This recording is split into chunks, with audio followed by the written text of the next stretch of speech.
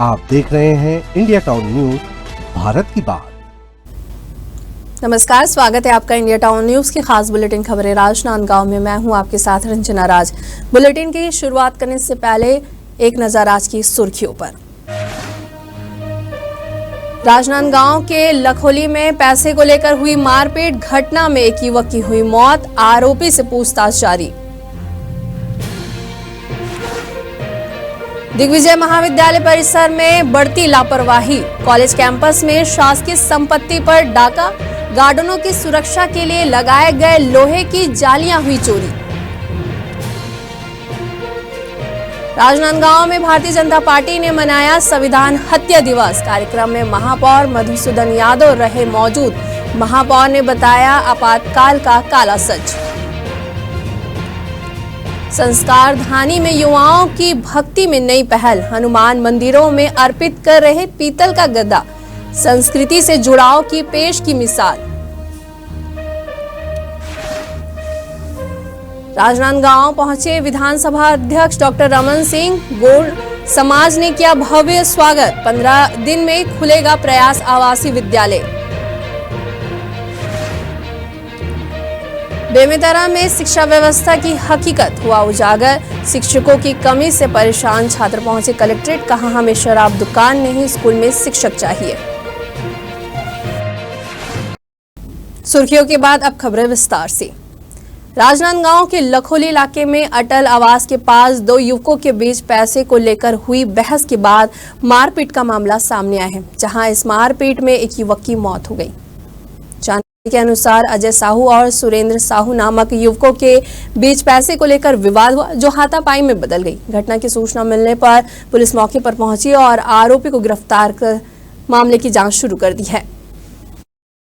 कल शाम करीब 7 बजे के लगभग सूचना मिला कि लखोली अटल आवास के पास कुछ घटना मारपीट हुई है, जिसमें एक व्यक्ति जो अजय कुमार नाम है हॉस्पिटल एडमिट है करके मौके पर गए पुलिस स्टाफ दल बल के साथ।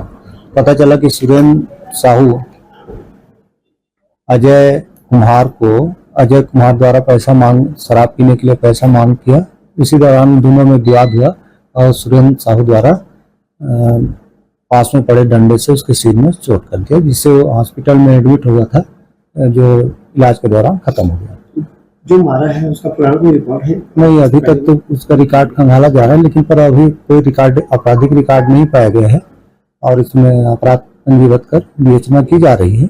अब बात करते हैं दिग्विजय महाविद्यालय की, जहां इन दिनों अव्यवस्था और शासकीय संपत्ति की अनदेखी का मामला चर्चा का विषय बना हुआ है। आपको बता दें कि कॉलेज परिसर में ही स्थित राधा कृष्ण मंदिर की देखरेख के लिए जिन लोगों को जिम्मेदारी सौंपी गई थी, उन्हीं के द्वारा अब गंभीर अनियमितताओं के आरोप सामने आ रहे हैं। जानकारी के अनुसार कॉलेज परिसर में लगे गार्डनों की सुरक्षा के लिए लगाए गए लोहे की जालियों को चुपचाप चोरी कर लिया गया है और उन्हें किसी निजी मकानों की छतों के लिए प्रयोग किया जा रहा है। इतना ही नहीं, बाउंड्री वॉल में लगी लोहे की ग्रिल को काटकर कहीं खिड़की बना दी गई है तो कहीं उसे गेट का रूप दे दिया गया है। मामला यही नहीं रुका है, आरोप यह भी है कि कॉलेज परिसर में ही कई जगहों पर अवैध निर्माण भी कराए जा रहे हैं। बिना किसी शासकीय अनुमति के दीवारों को तोड़ने और निर्माण कार्य करने की यह घटनाएं प्रशासनिक लापरवाही को उजागर करती है। कॉलेज कैंपस में एक मंदिर जो है वो उन्होंने एक एक्स्ट्रा कंस्ट्रक्शन उन्होंने कर लिया है जो उनके अधिकार क्षेत्र के बाहर है। ये बात मेरी संज्ञान में आई है और इस हेतु हमारे जो महाविद्यालय की भवन निर्माण समिति है वो शीघ्र ही कलेक्ट्रेट में जाकर के आवेदन देंगे ताकि इस उनके जो अवैध निर्माण है इसके ऊपर रोक लगाई जा सके। तोड़ दिया? हाँ, उनके अधिकार क्षेत्र ना, ये उनका अधिकार क्षेत्र तो निश्चित रूप से नहीं है, उन्होंने ये गलत किया है और इसके ऊपर कार्रवाई के लिए हम कलेक्ट्रेट में आवेदन देंगे और निश्चित रूप से फिर ये। झुरिया में आदिवासी ध्रुवे गौड़ समाज के द्वारा रानी दुर्गावती बलिदान दिवस का आयोजन किया गया। इस अवसर पर मुख्य अतिथि के रूप में जिला पंचायत अध्यक्ष किरण रविंद्र वैष्णव रही है। मुख्य अतिथि ने कार्यक्रम को संबोधित करते हुए कहा है कि रानी दुर्गावती केवल एक शासिका नहीं थी, बल्कि वीरता, पराक्रम और नारी सशक्तिकरण की प्रतीक थी। उन्होंने यह भी कहा है कि भारत की संस्कृति और इतिहास में ऐसे अनेक उदाहरण हैं जो पश्चिमी देशों की तुलना में कहीं अधिक प्रेरणादायक है। वीरांगना रानी दुर्गावती बलिदान दिवस के अवसर पर जिला आदिवासी गौड़ महासभा के द्वारा राजनांदगांव के गोविंदराम ऑडिटोरियम में कार्यक्रम का आयोजन किया गया, जिसमें छत्तीसगढ़ विधानसभा के अध्यक्ष डॉक्टर रमन सिंह ने मुख्य अतिथि के रूप में शिरकत की। कार्यक्रम के दौरान समाज के वरिष्ठ प्रतिभाशाली सदस्यों को महारानी दुर्गावती सम्मान से सम्मानित किया गया। इस अवसर पर जिला आदिवासी गौड़ महासभा के अध्यक्ष ने बुढ़ादेव के जयकार लगाते हुए वीरांगना के बलिदान को याद किया। इस अवसर पर डॉक्टर रमन सिंह ने बताया कि राजनांदगांव में अगले 15 दिनों में निःशुल्क आवासीय प्रयास विद्यालय की शुरुआत की जाएगी। साथ ही नालंदा विद्यालय परिसर में जल्द ही बच्चों के लिए निःशुल्क कोचिंग क्लास शुरू की जाएगी। आज जिला गौड़ महासभा के द्वारा जिला स्तरीय महारानी दुर्गावती बलिदान दिवस का आयोजन रखा गया था। इस कार्यक्रम में प्रदेश के पूर्व मुख्यमंत्री और वर्तमान में विधानसभा अध्यक्ष आदरणीय श्री रमन सिंह जी आमंत्रित रहे हैं, सांसद जी भी उपस्थित रहे हैं, संतोष पांडे जी और हमारे समाज के सभी प्रमुख पदाधिकारीगण आए थे। आज जो महारानी दुर्गावती का बलिदान दिवस है, ये इनकी गाथा बहुत पुरानी है।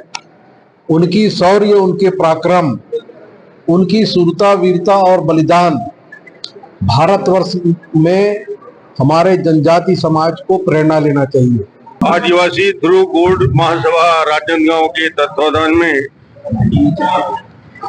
रानी दुर्गावती जी के बलिदान दिवस के अवसर पे हर साल आयोजन होता है, पूरे हिंदुस्तान में होता है।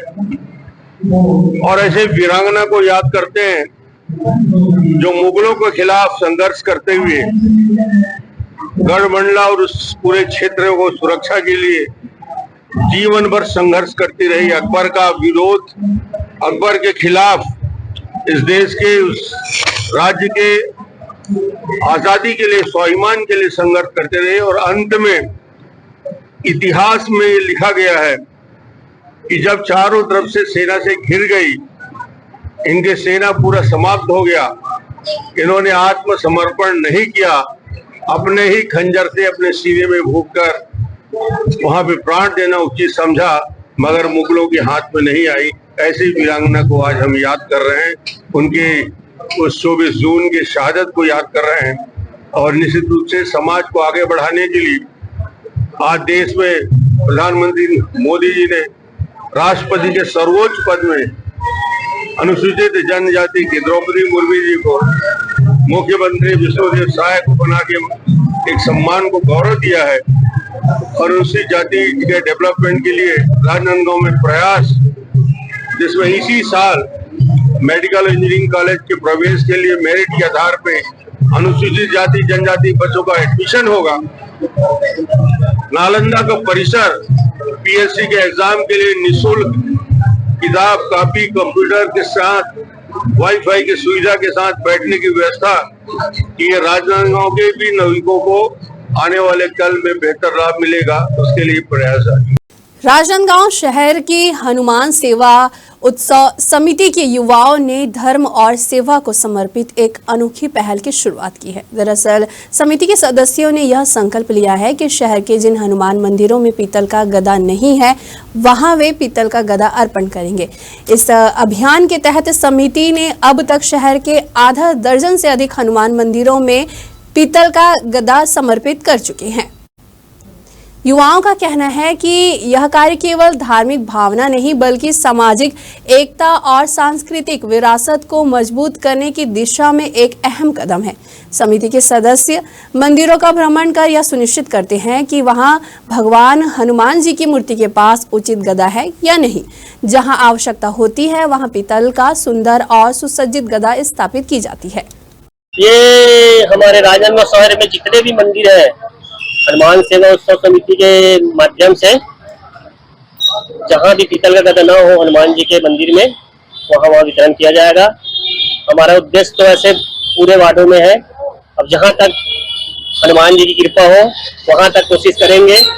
और आज शुरुआत अभी 2 दिन पहले हुआ, शनिवार से। आज द्वितीय चरण है। आज हमारा प्यारालाल से स्टार्ट होगा, सिंगारपुर, चिखली, स्टेशन पारा, नदीला पहाड़ी, ढाबा, नवागांव, इंडस्ट्रियल एरिया और इधर पताल भैरवी। कहाँ कर चुके हैं? हमने स्टार्टिंग शीतला मंदिर से किया था, उसके बाद महावीर चौक, माना मंदिर चौक, गांधी चौक, बालाजी मंदिर, जन चौक और Digvijay stadium plus Digvijay college का जो 350 साल पुराना मंदिर है राजा के जमाने का, वहाँ भी हो चुका है। वीरांगना रानी दुर्गावती बलिदान दिवस के अवसर पर छुई खदान में एक विशेष कार्यक्रम आयोजित किया गया, जिसमें आदिवासी युवाओं ने बड़ी संख्या में भाग लिया। इस समारोह का आयोजन योग समिति के द्वारा किया गया था, जिसमें वीरांगना रानी दुर्गावती की श्रद्धांजलि दी गई है। कार्यक्रम में योग समिति के अध्यक्ष अतिथि के रूप में मौजूद रहे। उपस्थित अतिथियों ने अपने विचार साझा करते हुए आदिवासी समाज के युवाओं को देशभक्ति और बलिदान के महत्व को समझाने का प्रयास किया। वहीं कार्यक्रम में युवाओं की सक्रिय भागीदारी ने इस अवसर की गरिमा को और भी ज्यादा बढ़ा दिया। चलिए बढ़ते अगली खबर की ओर, जहां भारतीय वायुसेना के अधिकारी केसीजी के युवाओं के बीच वायुसेना में अग्निवीर वायु के रूप में चयन प्रक्रिया और कैरियर की प्रगति के अवसर के बारे में जागरूकता फैलाने के उद्देश्य से प्रवास पर रहे। इस कार्यशाला में वायुसेना के अधिकारियों ने अग्निवीर वायु के रूप में भर्ती की चयन प्रक्रिया और करियर में उपलब्ध अवसरों के साथ ही चुनौतियों के बारे में विस्तार से जानकारी प्रदान की। वहीं अधिकारियों ने युवाओं के सवालों का जवाब देते हुए उनके संदेह दूर किया और उन्हें अपने कैरियर के लक्ष्यों को निर्धारित करने और उन्हें प्राप्त करने के लिए प्रेरित किया। इस पहल का उद्देश्य जिले के युवाओं को वायुसेना में सेवा के अवसरों के प्रति जागरूक करना है और उन्हें देश की सेवा के लिए प्रोत्साहित करना था। कवर्धा में शासकीय राशन दुकान और विक्रेता कल्याण संघ छत्तीसगढ़ ने राशन दुकान ने एक दिन के लिए बंद रखकर धरना प्रदर्शन किया है। इस मौके पर मुख्यमंत्री और प्रधानमंत्री के नाम ज्ञापन कलेक्टर और खाद्य अधिकारी को सौंपा गया है। राशन दुकानदारों ने बताया कि पिछले कई वर्षों से कमीशन में कोई वृद्धि नहीं हुई है, जबकि महंगाई और अन्य खर्चे बढ़े हैं। दरअसल राशन दुकान लंबे समय से कमीशन वृद्धि और सर्वर संबंधी समस्याओं से जूझ रहे हैं। सरकार से बार बार मिलकर मांग पत्र सौंपने के बावजूद भी उनकी समस्याओं पर कोई ठोस कदम नहीं उठाया गया है। दुकानदारों का कहना है कि जन वितरण प्रणाली संचालकों की उपेक्षा की जा रही है, जिससे वे काफी निराश है। वक्त हो चुका है एक छोटे से ब्रेक का। खबरें और भी हैं, बने रहिए इंडिया टाउन न्यूज के साथ। अब खबर आपकी उंगलियों पर, हर खबर पर हमारा नजरिया। इंडिया टाउन न्यूज, भारत की बात। ब्रेक के बाद आप सभी का स्वागत है। चलिए बढ़ते अगली खबर की ओर, जहां पर्यटन को बढ़ावा देने के नाम पर जनता के पैसों से हो रहे कथित भ्रष्टाचार के खिलाफ अब आवाज उठने लगी है। दरअसल खैरागढ़ के समीप स्थित छिंदारी जलाशय में बनाए गए इको टूरिज्म केंद्र छिंदारी के परिंदे में एक 40 लाख रुपए की अनियमितता को लेकर बवाल मच गया है। ज्ञापन में बताया गया है कि वन विभाग के द्वारा स्वीकृत एक 40 लाख रुपए की राशि से बेंच, शौचालय और सोलर लाइटिंग जैसी मूलभूत सुविधाओं का निर्माण किया जाना था, लेकिन 24 मई को स्थल निरीक्षण में टीम को मात्र 10 से 12 लाख रुपए के कार्य ही जमीन पर दिखाई दिया गया है। विभाग ने कोई कार्यवाही की है और न ही जांच की प्रक्रिया शुरू की गई है। इससे नाराज मिशन संडे टीम ने ज्ञापन में संबंधित अधिकारियों पर सख्त कार्यवाही की मांग की है। देखिए, विधायक श्रीमती यशोदा वर्मा जी के नेतृत्व में आज सारे हमारे मिशन संडे के सदस्य लोग माननीय कलेक्टर साहब ज्ञापन सौंपने आए हैं। 25 मई को हम लोग विधायक जी के नेतृत्व में छिंदारी के परिंदे में निरीक्षण करने हम लोग गए हुए थे और वहाँ पर लाखों रुपए का भ्रष्टाचार हम उजागर किया है। जंगल की लकड़ी, जंगल की बांस और जंगल की मुरुम मिट्टी का आहरण फॉरेस्ट विभाग ने फर्जी तरीके से किया है। गुणवत्ताविहीन वहाँ कार्य हुआ है, बिना टेंडर के वहाँ नाव खरीदी गई है। इसकी जांच की मांग हम लोग करने आए हैं। हम लोग गए, उसके बाद अभी तक कोई जांच कार्रवाई नहीं हुई। आज हम लोग कलेक्टर साहब को कहे हैं कि इस विषय पर अगर 8 दिन के अंदर जांच कर दोषी अधिकारियों के खिलाफ कार्रवाई किया जाए, नहीं तो कांग्रेस विधायक जी के नेतृत्व में उग्र आंदोलन करने के लिए। अब आपको हम एक ऐसी तस्वीर दिखाएंगे जहां प्रदेश में शिक्षा व्यवस्था की हकीकत को उजागर करती है। एक गंभीर तस्वीर बेमेतरा जिले से सामने आई है, जहां शिक्षा सत्र शुरू हुए एक सप्ताह से अधिक हो चुका है, लेकिन स्कूल में विषय शिक्षकों की भारी कमी बनी हुई है। इससे नाराज स्कूली छात्र छात्राएं कलेक्ट्रेट कार्यालय पहुंची, शिक्षक नियुक्ति की मांग तक करने लगी। छात्राओं ने मीडिया से बात करते हुए कहा कि वे प्रतिदिन स्कूल जा रहे हैं, लेकिन हायर सेकेंडरी के लिए आवश्यक विषय शिक्षक ही मौजूद नहीं है। उन्होंने आरोप लगाया है कि जब प्रिंसिपल से इस समस्या की बात की गई तो उन्होंने डिजिटल माध्यम से पढ़ने की सलाह दी। यहां तक कि कह दिया कि अगर पढ़ाई नहीं हो पा रही है तो टीसी निकाल कर चले जाओ। वहीं कलेक्टर से मिलने पहुंचे छात्रों ने बताया कि कलेक्टर की प्रतिक्रिया से वे असंतुष्ट हैं। छात्रों ने सरकार की नीतियों पर भी सवाल खड़े किए हैं। हम यहाँ कलेक्टर सर के पास टीचर की मांग लेके आए थे और अभी हमने कलेक्टर सर से मिला तो कलेक्टर सर ने नाम कहा तो पूछ लिया, लेकिन ये नहीं बोला कि क्या करना है कैसे करना है। उन्होंने सीधा बोल दिया कि डीओ ऑफिस जाओ। तो डीओ ऑफिस जाके क्या वही सब डीओ ऑफिस को बोलेंगे तो डीओ सर बोलेंगे कि कलेक्टर के पास। तो क्या हम कुछ दिन ऐसे ही निकाले? क्या टीचर्स तो आ नहीं सकते? अगर आने ही रहता तो हमारी प्रिंसिपल ने पिछले साल भी टीचर्स की मांग लेके कुछ हमारे सीनियर्स आए थे, लेकिन उस टाइम जब टीचर्स नहीं आए तो अभी टीचर्स नहीं आए। और जब अभी टीचर्स का इधर से उधर ट्रांसफर हो रहा है, इतना वैकेंसी निकल रहा है टीचर्स का, आखिर टीचर्स है कहाँ और हमें टीचर्स कब मिलेंगे, ये मैं पूछती हूँ। सर हम कलेक्टर ऐसे पहुंचे कि हमारे ना स्कूल्स में टीचर्स की कमी है, और जब हम टीचर्स के लिए बोलते हैं स्कूल में तो बोलते हैं कि जब तक टीचर्स नहीं आते तब तक आप एलईडी टीवी में पढ़ो, अगर एलईडी टीवी में पढ़ो और टीसी ले सकते हो आप। अगर आप पढ़ना नहीं चाहते तो टीसी ले सकते हो। हम लोग टीसी लेके जाएंगे तो वहाँ हमको कहीं स्कूल पर सीट नहीं मिले तो हम क्या हाथ घूमे। हाँ तो एक साल का भविष्य खराब हो जाएगा ना। कौन बोलते हैं एलईडी टीवी में पढ़ो, टीसी लेके चलो जाओ नहीं पढ़ना करके? और स्कूल में कुछ सर मैम से वो बोलते हैं कि एलईडी टीवी में के सहायता से आप पढ़ोगे, जब तक टीचर्स नहीं आएंगे तो कब तक आएंगे टीचर्स? हमको टीचर्स चाहिए ना भाई, हमको दादू पट्टी तो नहीं चाहिए। और सर हम लोग टीचर्स की मांग के लिए आए थे। 11th में हम लोग पढ़ाने के लिए कोई भी टीचर्स नहीं है ना। और हम लोग जब कलेक्टर सर से आए तो उन्होंने पूछा कि क्या नाम है, क्या करते हैं बाबा, बस इतना ही पूछा। और फिर बोलते हैं कि डीओ सर से मिलो। तो हम लोग को जो चीज के लिए आए थे वो चीज के बारे में हम लोग चर्चा करनी चाहिए तो सर बोल ही नहीं रहे। और हम लोग का पूरा भविष्य पढ़ा, हम लोग का एक साल खराब हो गया इस वजह से। और हम लोग कभी कोई स्कूल मतलब यहाँ पे अगर कहीं स्कूल पे दूसरे टीसी लोग बोल रहे हैं ना, तो अगर हम लोग टीसी लेके जाते भी हैं दूसरे स्कूल में तो हम लोग को सीट भी नहीं मिल रहा है दूसरे स्कूल में। विद्यालय के बच्चे शिक्षकों की मांग को लेके आए थे और मैंने डीओ को पत्र मार्क किया है। उसमें जो भी नियमानुसार स्कूल के हक में हित में जो भी कर सकेंगे वो हम करेंगे।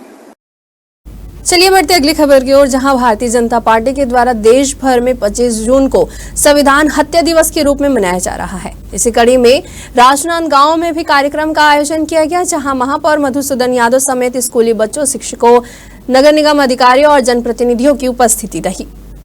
वहीं कार्यक्रम के दौरान वक्ताओं ने आपातकाल के दौरान हुई लोकतांत्रिक अधिकारों की हनन की घटनाओं को साझा किया और बताया कि किस प्रकार से नागरिकों की स्वतंत्रता, अभिव्यक्ति और पत्रकारिता पर अंकुश लगाया गया। वहीं महापौर मधुसूदन यादव ने कहा कि लोकतंत्र की रक्षा और संवैधानिक मूल्यों को समझ बढ़ाने के लिए इस प्रकार के आयोजन आवश्यक है। आज देश में आपातकाल की 50वीं वर्षी है, जिसे संविधान हत्या का नाम दिया गया है और ये नाम जो है बहुत प्रासंगिक है। इस देश में संविधान में जब जब संशोधन हुए हैं देश के लोगों के हित में हुआ है, देश के हित में हुआ है। पहली बार ऐसा हुआ था 25 जून 1975 को कुर्सी बचाने के लिए संविधान संशोधन हुआ और आपातकाल जैसे स्थिति पैदा कर दी गई और आपातकाल लगाया गया। संविधान के आर्टिकल 352 में जो बातें लिखी है वो देश के हित के लिए लिखी है। उसका दुरुपयोग करते हुए श्रीमती इंदिरा गांधी जी ने आपातकाल लगाया था और उसका आज 50वीं वर्षी है और इसे हम काला दिवस भी कहते हैं, संविधान हत्या दिवस भी मानते हैं। प्रधानमंत्री इंदिरा गांधी द्वारा आपातकाल की घोषणा की गई और ये मात्र इसलिए किया गया क्योंकि अपने इलाहाबाद हाई कोर्ट ने उनके चुनावों को अवैध घोषित कर दिया। अपनी कुर्सी बचाने के लिए उन्होंने अलोकतांत्रिक तरीके से पूरे देश को आपातकाल में डोब दिया, जिसमें पूरी तरह से देश के लोकतांत्रिक अधिकारों का हनन किया गया, संविधान की हत्या की गई। और आज जो 50वां दिवस मनाया जा रहा है प्रधानमंत्री नरेंद्र मोदी जी द्वारा। वो इसलिए कि यह मौजूदा जो नागरिक हैं, जो छात्र छात्राएं हैं, उन सबको भी मतलब आपातकाल में क्या क्या हुआ उसकी स्मृति करें और उसको जाने और समझे और आगे लोकतंत्र के अपना रक्षा के लिए पूरा अपना योगदान दें। खबर है खैरागढ़ से, जहां धान खरीदी केंद्र को लेकर किसानों की आवाज फिर बुलंद हो गई है।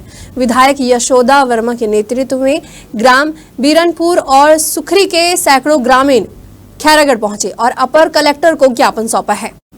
ग्रामीणों ने मांग की है कि इस वर्ष भी धान खरीदी की व्यवस्था पूर्ववर्त बीरनपुर में ही रखी जाए।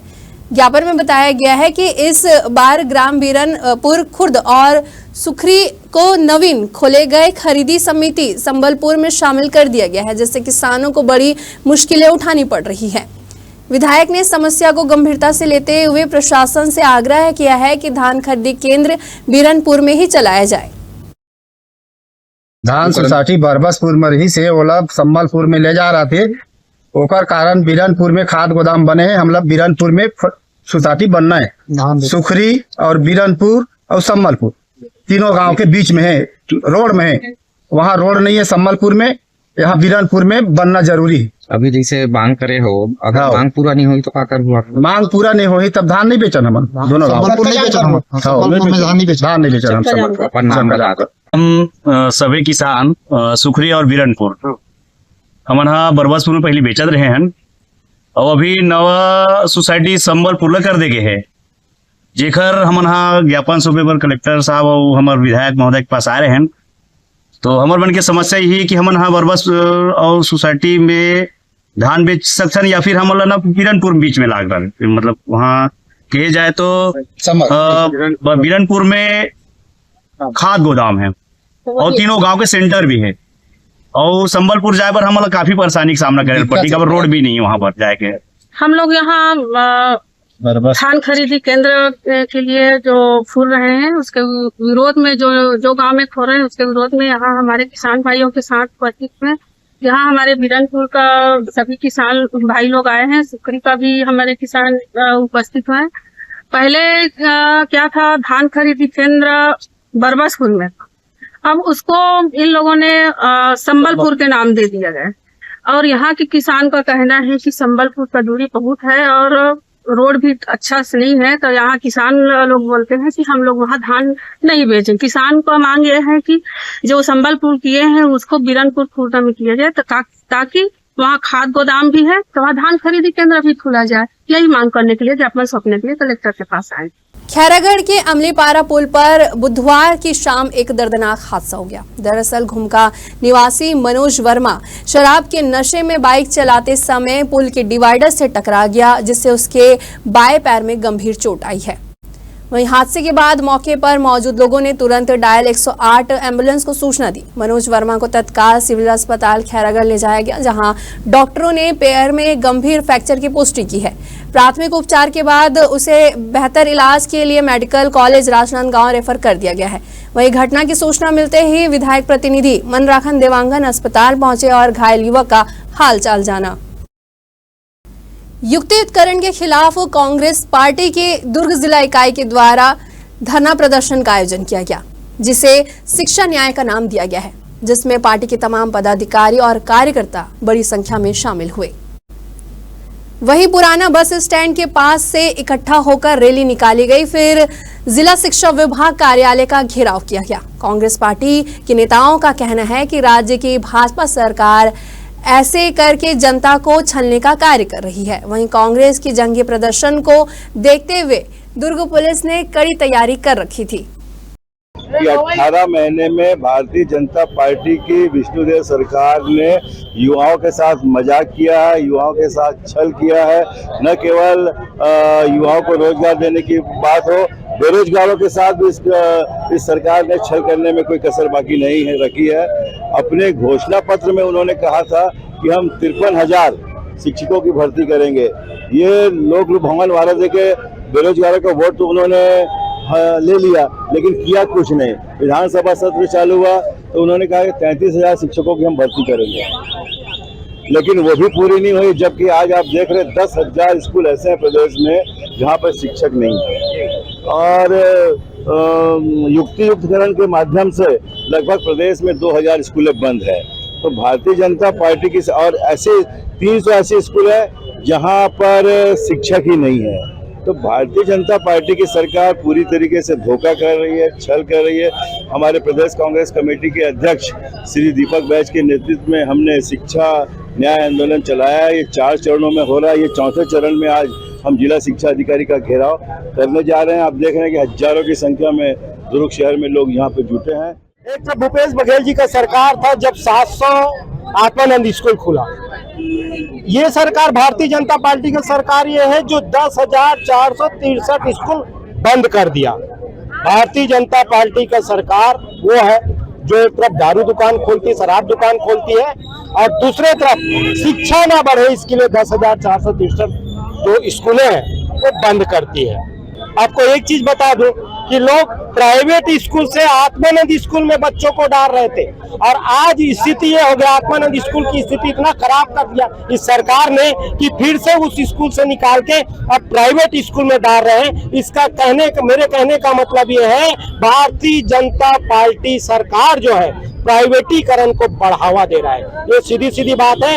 45,000 युवाओं की नौकरी को छीन रहा है। 45,000 पद जो रिक्त है शिक्षकों का उसको ये नहीं ले रहे हैं। डोंगरगढ़ की पवित्र प्रज्ञागिरी पहाड़ी के पास एक बाबा का आश्रम था जहां वह योग और आध्यात्म का ढोंग कर रहा था, लेकिन जब पुलिस ने उसके फार्म हाउस पर दबिश दी तो वहां से गांजे की पुड़िया, नशीले इंजेक्शन सहित कई आपत्तिजनक सामग्री बरामद हुई है।